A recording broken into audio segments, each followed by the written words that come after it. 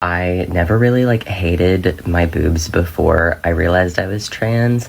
So I was like, oh no, what if I'm gonna regret this or something? But You said I want testosterone, they gave it to you. Yeah, I had confused because I had become uncomfortable with how society had seen me as a woman sexually. So I didn't actually have gender dysphoria. I had just confused myself into thinking that I did. Hello, I am a trans man, as is very clear to see. I got top surgery this summer, and these are my results. And I wanted to talk about a little bit of my experience. Honestly, it's the best decision I've ever made. I never really hated my boobs before I realized I was trans.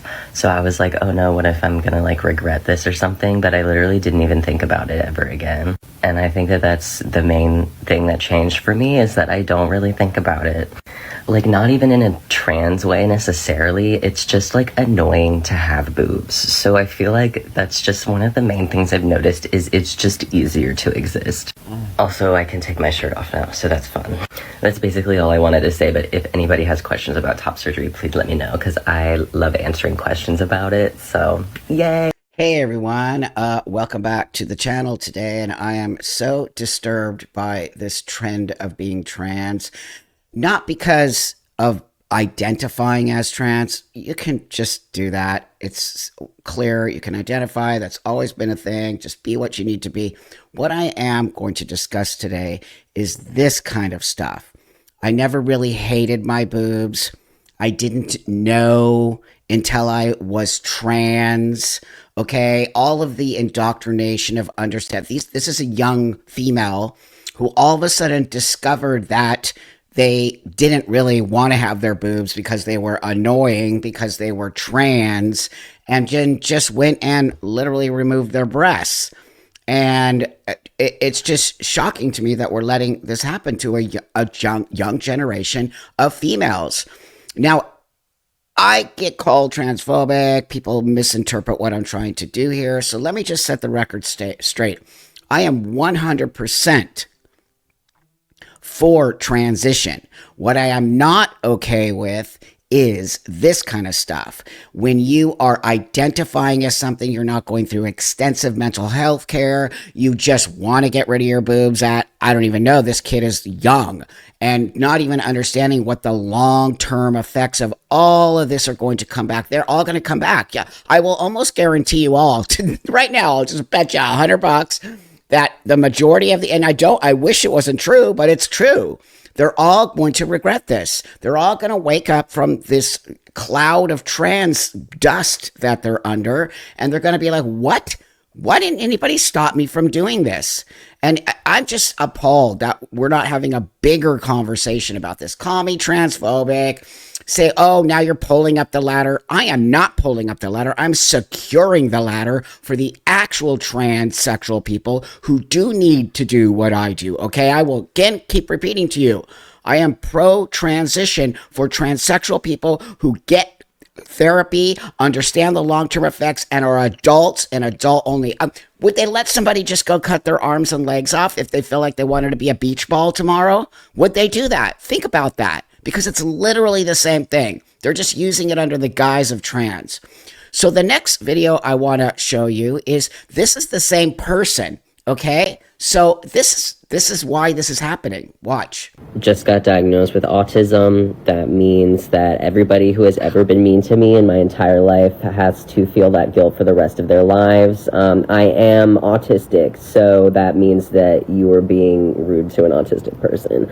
I was actually neurodivergent and a minor, Wow. so I expect everyone to be sending formal apologies to me in the next 5 minutes. There you go. That person is autistic, which we know is a high level of these young females who are being diagnosed as autistic and being stuck into a place that they feel that they belong, and doing these irreversible. Do I need to keep explaining to you all? Irreversible. I know all of the people who are my subscribers understand that, but if you're new to me here, you are going to see things. And I hope you're new here, because you are being told lies about what's going on in the transgender space. And I'm focusing specifically on females who become trans, identify. Trans is not an identity. It is a disorder that you get diagnosis, you go through a long-term mental health situation, and then you start this medical process. They are literally putting the cart before the horse. They are medicalizing these young females before they even get any mental health care. And I will show you here, I have it all. I really did try to find a storyline here so you can see what I'm exactly talking about. The thing I really am concerned about is so many of these don't look like me. They're not transitioning to look male. They're just transitioning because they hate something about themselves. They do not like themselves. The person just even was like, I don't really hate my boobs, but now that I know I'm trans, I think I hate my boobs. Did somebody tell you that? Who told you that? That in itself is a mental situation going on there. If all of a sudden you decided you hated your boobs when you never hated your boobs before. So watch this.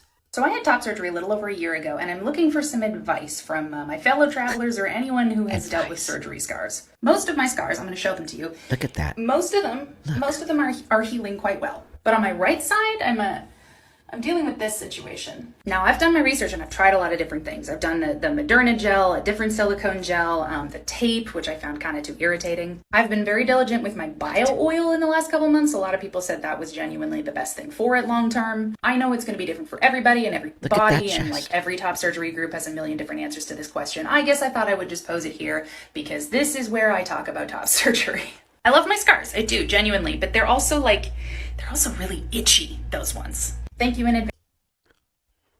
I love my scars. You see, why would you love your scars? Why would you think it's okay to even have those scars? Wow. I feel like I repeat myself a lot, but I have to because that's why I continue to do these videos. When you transition, you want to assimilate into the world. So when you take your top off, nobody knows that you had top surgery. So you can walk down the street, go to the gym, go hang out with the dudes, just walk a world and you look like a man. Now these young trans-identified females want you to know that they have tops. It's part of being part of the club. It's literally part of the club. And it's like flags, buttons, top scars, you know what I mean? And no nipples. That one had no nipples. I think the first one had no nipples too. That's a whole other discussion. And I did make a video. I should link all of those there. So I also want to show you this person. Does that look like a transsexual man? That looks like a female to me. They're not even transitioning to look male anymore. They're just transitioning to be trans and have no boobs. That's an actual problem, friends. We all talk about the epidemic of bulimia, anorexia, cutting, all of these things always in the female space. This is just that next sort of space that women are pushing themselves against growing up to be women. And why? Why is that? Why is it that there's all of this mental problem about growing up to be female or growing up with your boobs? We have to have the bigger discussion here. So the next one is very important. This one to me is very, very, not that they're not all, but this one. People that have had top surgery, what are some things that you wish you would have known prior to surgery or after? Hey Emily, I had top surgery just over 2 years ago, and I'm also a licensed therapist who helps people prepare for top surgery. Glad I found you. My 3 biggest pieces of advice are: 1, rest as much as possible. I know it's going to be so boring, and you're going to be like, oh my god, I hate this. Please do it. You only get to heal once. That's what I tell everybody. This is your only time that you get to heal from top surgery, unless you have a revision, and that's a whole other story. But this is your one opportunity to heal, so let's try and do it as correctly and healthily as possible. Number 2 is please keep your arms down. Even if you feel good because you're still a little loopy and drugged up when you get home, don't even try. Don't even see what it's like. Don't even be like, oh, what does it hurt? No, you're not gonna feel it. You're just going to stretch this, where the scars are going to be and where your incisions are. And that is the worst thing you could do. So no matter how good you feel, keep your arms down. And that is to infinity and beyond. Even when you're pretty healed, the best thing to do is keep your arms down as much as possible. It helps with the healing and it helps without to prevent the stretching. Number 3, if you have to ask yourself, should I be doing this? Don't. The answer is no. And we got to ask for help. Have people lined up every day as much as possible, as much as you have access to make sure that you have someone that can help you with even the littlest things. Make sure that you can acknowledge and maybe plan ahead for not being able to reach, right? We're not moving our arms up at all. So anything that is like above your chin, you're going to need to make sure it's at like, arm.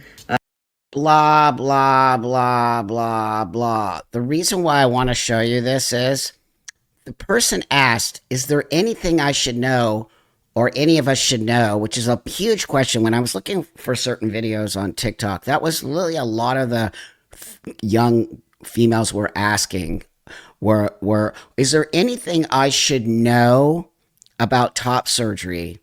So this person, who is supposedly a licensed therapist, and I looked and they're a non-binary, they're not even trans, okay?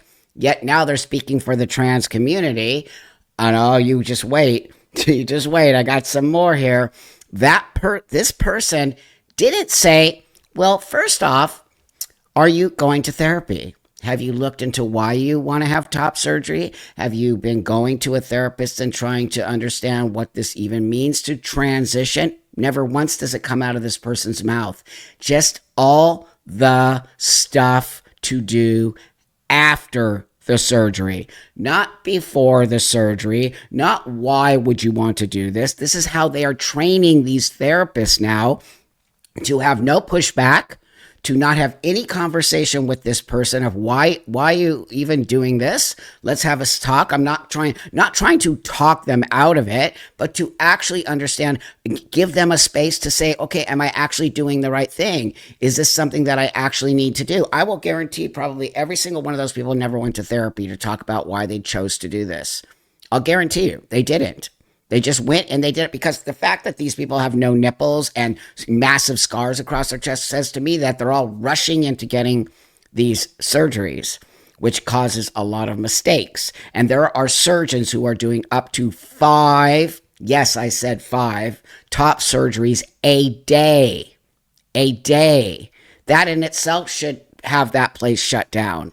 So this therapist never once questioned, doesn't question, has no desire to question, wants to actually continue to talk these young people into doing things that in 5 years they possibly could change their mind. And like I said, I bet you $100, so many of these people are going to change their mind.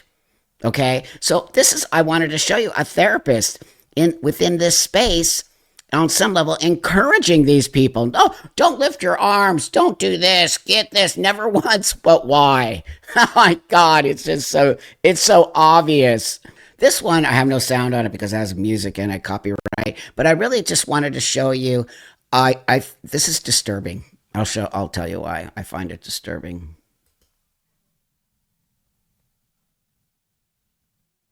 So here's my surgery insecurities, and I normalize my insecurities. And then showing this insane, that person, little tissue through it, looks a little more proportioned. No, it doesn't. Hypertrophic scarring. It doesn't look normal. Who's ever telling you it looks normal, they're not being honest with you. They're not being honest with you. So they're all gaslighting each other. They're all gaslighting each other to say, this is not the, oh no, you look great. Oh no, you look totally great. Oh no, everything about this looks totally great. Look. So where's the top surgery? This is what I wanted to show you. This person actually went and had surgery to remove their breasts. Were their breasts like 5cc double D PQIA, like were they so big that that's the best they could do? Come on.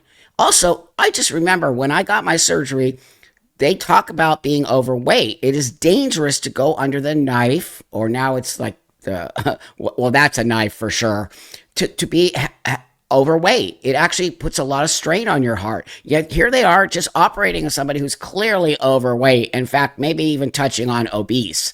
And what surgery is that? Because to me, you still have boobs. But there you go with these insane scars. And look at it, just what What people, what, why are young women, these people are all young. Every single one I'm showing you is a young woman. So tomorrow I am going to be 6 weeks out from top surgery, and I wanted to share some of the things that I'm using for taking care of myself afterwards. Look at this. In hopes to help anybody else, and also to get like feedback from y'all as well as what's worked or hasn't worked for you. Honestly, most of the swelling is like down, which is really awesome. The biggest piece is like right here, like this bubble. Wow. Is still swollen. I don't know why, it's just on the one side.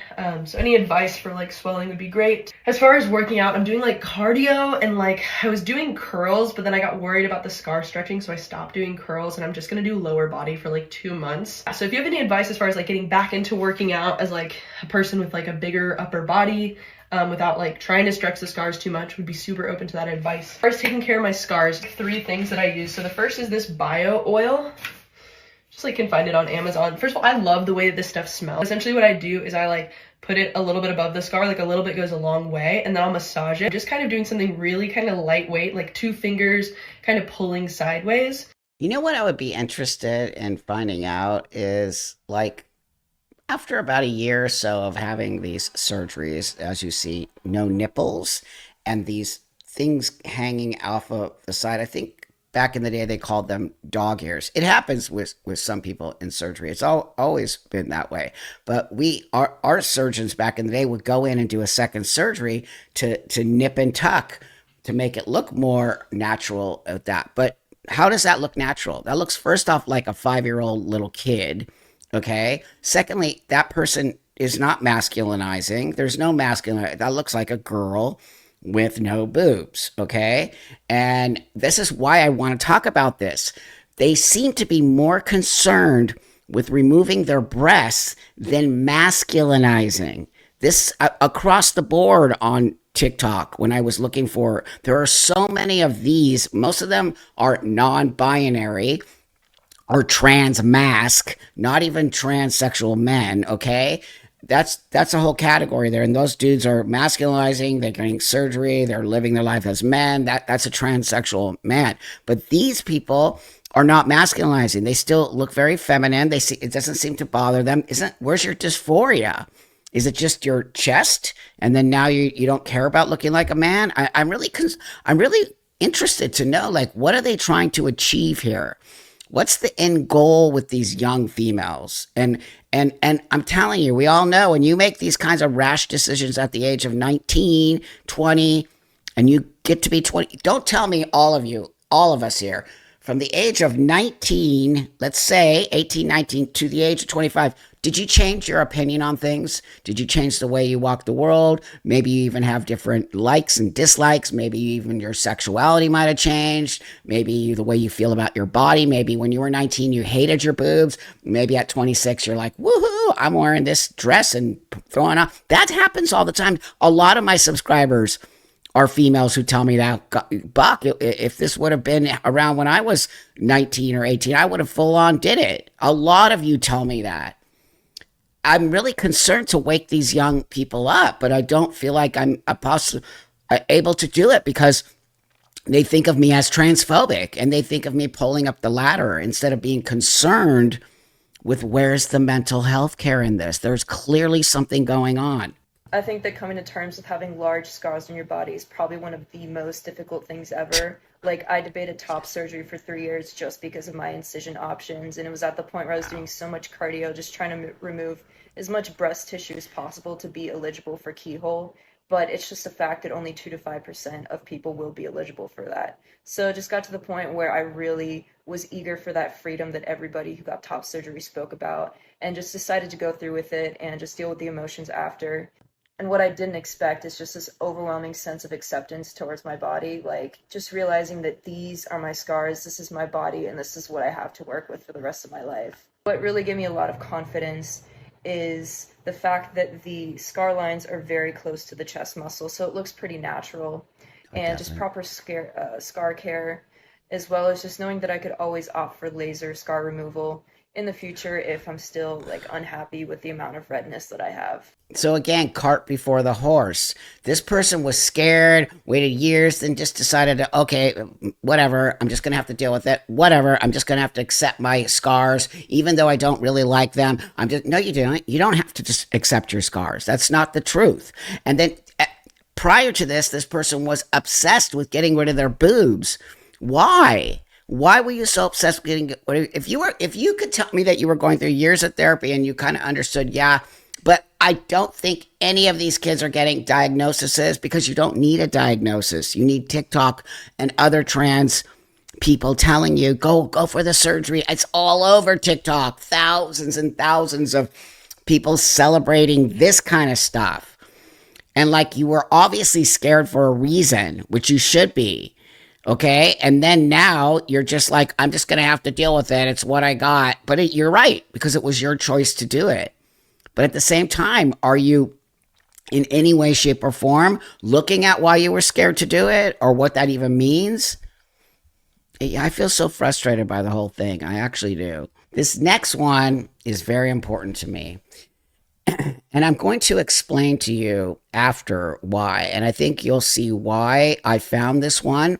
Because I sort of wanted to segue into this from all of the things I talked about right now into this next segment here, because this is where I'm going to show you that this old person that they call me knows stuff.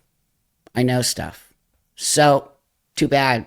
It's too bad that I get called all these names or I'm getting ostracized by a community. No, but at the same time, I don't feel bad about that. I'll be honest with you. I don't. I think it says volumes to what's going on when you ostracize somebody like me or call me names or get everybody to try to cancel me. It says volumes, okay? Because they're trying to shut you up.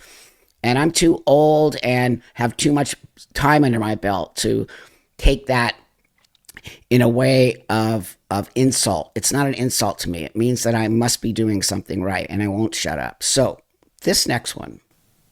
Who has detransitioned or a detransitioner is not and cannot speak to transgender experiences. Wow. Their experience is inherently not transgender because they are a detransitioner because they're not transgender. Maybe they thought they were at some point. But here's the thing, they are not speaking to the trans experience because they are not a trans person. And that is the whole point. If you want to understand more about the trans experience, detransitioners are not the people to talk to. They are not trans. Listen to trans people when it comes to trans experiences, especially regarding gender affirming care. Oh, yeah. Gender affirming care was not meant for the people who realized that it wasn't meant for them and they detransitioned. Quick point of clarity, I'm not talking about the people who were forcibly detransitioned because they could not access care or it was legitimately not safe for them to do so. Do we understand how silly we sound when we are making arguments about gender affirming care for trans people when they are talking about detransitioners? Like, the whole point was that they didn't need that treatment. And when they got it, they realized, yeah, this is not for me. Like, I realized at some point, no, this is so rare. And when it does happen, that is not the evidence to talk about the effectiveness of gender affirming care for trans people. For trans people. Like, the key word being trans people. Can we see that, please? Can we see it? Okay, Miss Non-Binary, not even trans. Let me just push back on this one. First off, that's a therapist. See? That therapist saying that detransitioners are not trans. Oh, really? But were they trans when they were trans? When you had them under your little umbrella and you were rooting for them to get taught, were they trans then? So what's the difference between them being trans then and realizing what I said from the beginning? They changed their mind. Whose fault is it that they changed their mind? Is it your fault, little Miss Therapist, who doesn't do therapy but does indoctrination?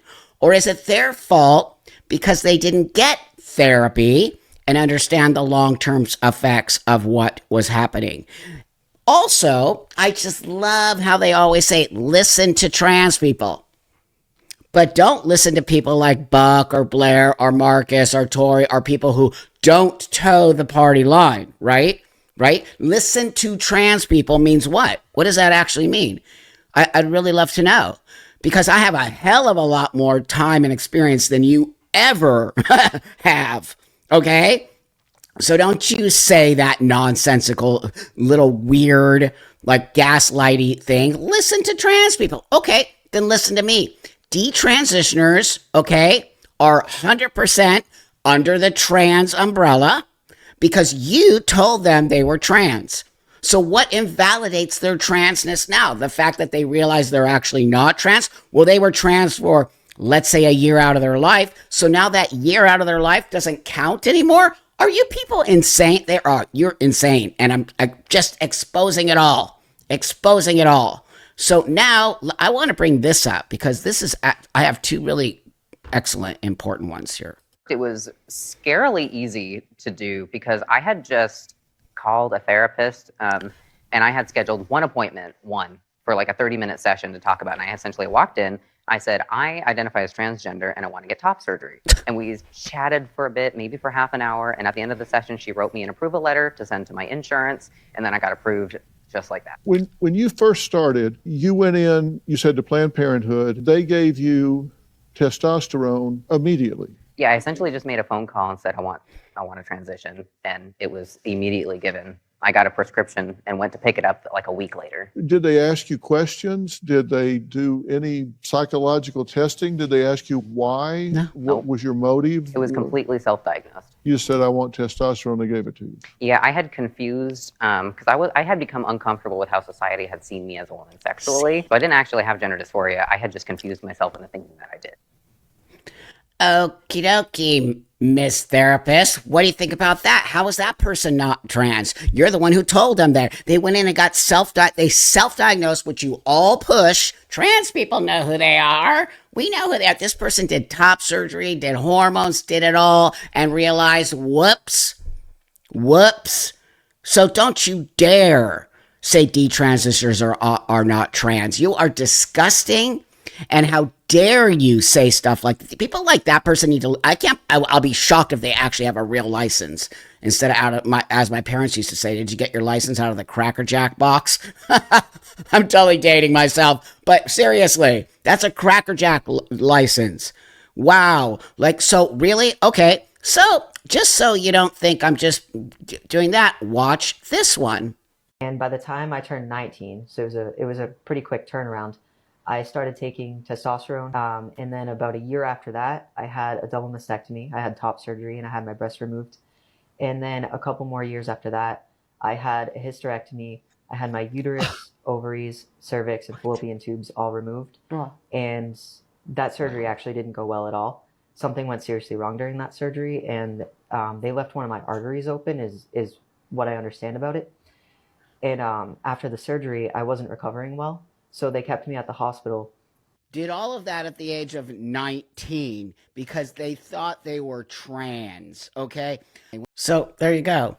So stop saying this isn't happening, number one. Number two, stop saying that trans people know who they are at 16. Stop saying that these people are not trans when you had them under the trans label when they were doing everything you asked them to do. And the minute they decided that they weren't part of it, they're not trans.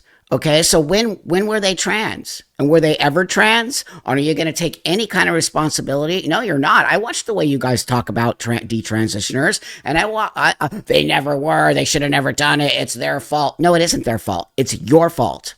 It's your fault as a community to do this to all of these young people I just showed you.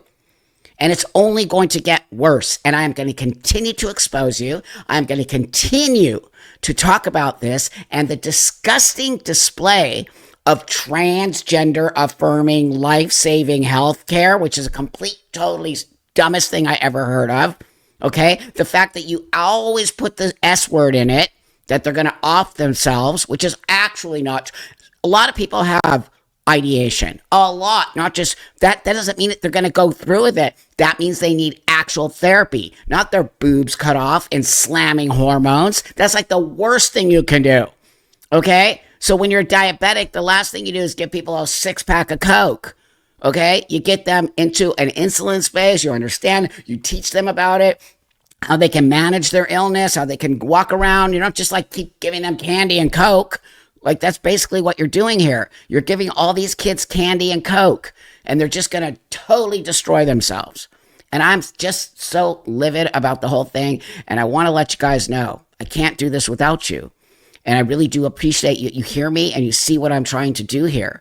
And I will not be part of this. It is, I'm not going to cry. I said today, I'm not going to cry. Y'all know that. I get very emotional because I care a lot about these young people. And I don't want to be connected to this. And I want people to see that people like myself need this medication. And if I see stuff like this, it just tears my heart out because I know it's like I can just see the outcome of it all. So with that, thanks for liking, subscribing, commenting. I love to read the comments. Thank you so much. Please get this to somebody who might need to see it. Maybe a mom who's dealing with somebody, or a dad who's dealing with somebody who's kind of going through all this. And maybe if they can see this, it might help them to see the future. And that, we just need to get these kids back into some hope of a better future without medicalizing and surgery. Okay. So thanks again for watching. I'll see you guys on the next one. Have a great rest of your day.